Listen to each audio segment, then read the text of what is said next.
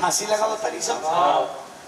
जड़ जा तारी सब माहौल खाले तारी सब काम खत्म आ जाने के मैं परिवार में ससुराल के लोग वो तो जाते भी हैं नौ हाथ के पगो लगा के अगर नैहर वाला डोरी के केस कर देता रहे सो हम मैं परिवार सास ससुरो देवरे गोतीने सब लोग जाके देर में चौकी पीसत लेकिन भिखारी ठाकुर जी लिखा दी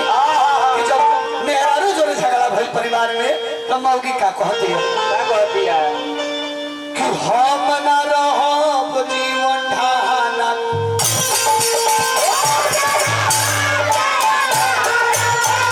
हम न रहब जीवन ढाना के घर में चार भाई अपने बा तीन भौजाई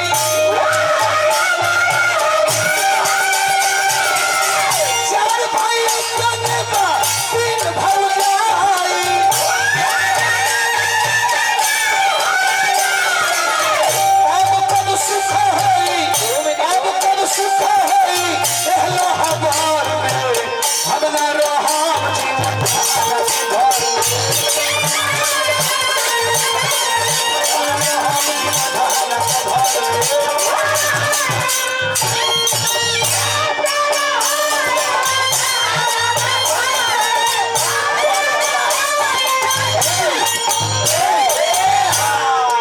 घर तिवारी बाबा और का कही ये हमनी के क्षेत्र के पहचान हो हाँ जो सुने प्रेम दुलार होई तो कहत है कि 10 टकिए मुखिया जी देते इनका किया तो जाइला जब हमने गए देखिना जो 2000 के नोट दे ला लो इनका किया रात भर कौन आई गई थोड़े छूट की न 350 पूर जाए तो ढेरे बार जानी सही बात नहीं इनका किया वो बेस किया चल गिले वो कहता है कि मुखिया जी खाली 10 टकिए 20 टकिए देता नहीं 500 हुआ नहीं कि हाँ उनका किया पहले 350 मिल जाता ढेरे पूंजी हाँ का कहतरी ये वाला चर करा था फाट के नीचे पूंजी हाँ हजारों पुरस्कार बबुआ वो है मेहरा कहतिया जानी में जानी के काट भूलो ओ हरि मंगला बाबा ओ हरि मेहरारू के सोने का गहना देखे के मिले चनिए के गहना पहनो सो हाँ पहले चनिए के हंसुली हतना मोटा के हम यहाँ हमारे दादी पहनत रहे हम हतना सोना के चानी के हंसुली ओ हरि जानी में जानी के काट भूलो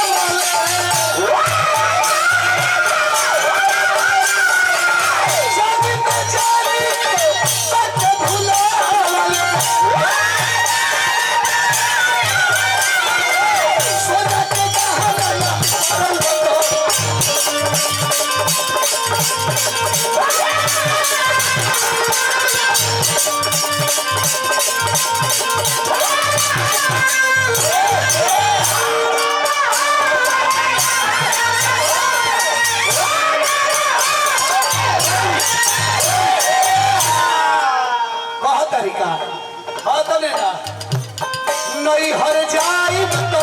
फिर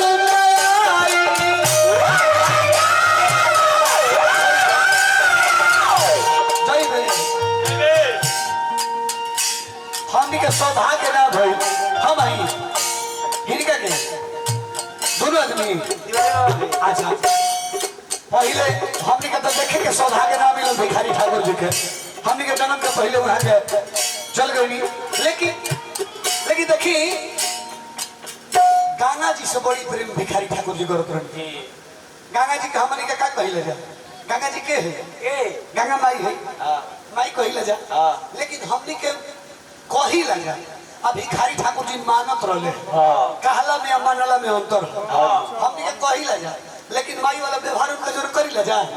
वही में जाके थूक फेंक दे जा खखार फेंक दे जा मैला धो दे जा है ना लेकिन भिखारी ठाकुर जी माई मानत रहे काहे भिखारी ठाकुर जी के घर एकदम हमनियों के घर गंगा जी के किनारे पर पड़ले बा और रोज गंगे जी में नहात रहे गंगे जल से लेकिन धूक के ना पानी निकाल के तो नहीं पानी निकाल के बोल्टी से लोटा से निकाल के बहरी नहीं लोग पूछल कि काहे धूप के काहे निकलने हाथ तो कहत रहे कि माई है एकरा में लात कैसे लगाई माई न हो एकरा में लात लगाई हम माई के लात लगावल जाला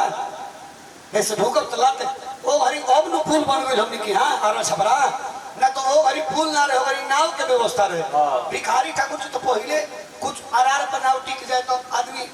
आराम से चढ़ जाए ना तो पहले ही कुछ दूर पानी में टिक जाओ जहाँ कम पानी रहे छिछली रहे तो वो घरी भिखारी ठाकुर जी हेल के ना जा दू आदमी उनका के टांग लेवे आ ले जाके नैया पर बैठा दे आ फिर उतार दे तो जरे के बेरा मरे के पहले भिखारी ठाकुर जी कहनी कि हमारा के जरई हो गो देखिए भिखारी ठाकुर जी मुँह के पहले कहनी कि हमारा के जरई हो गो हमारा के गंगा माई के दे दी हम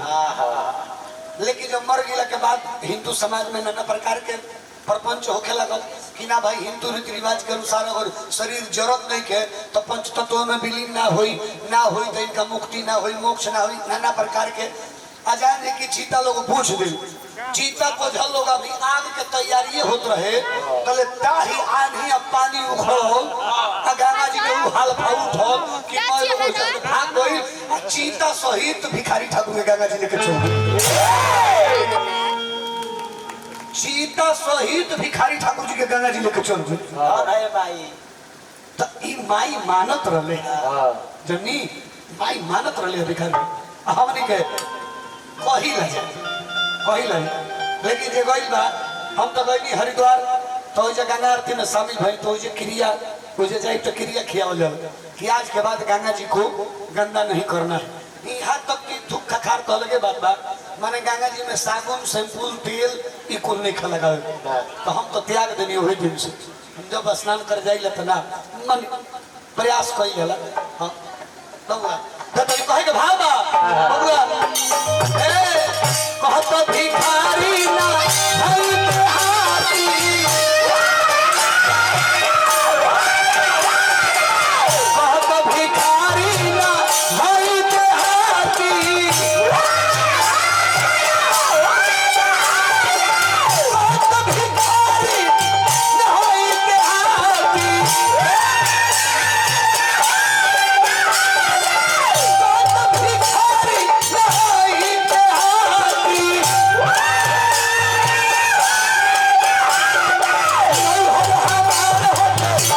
हमना हम जीवन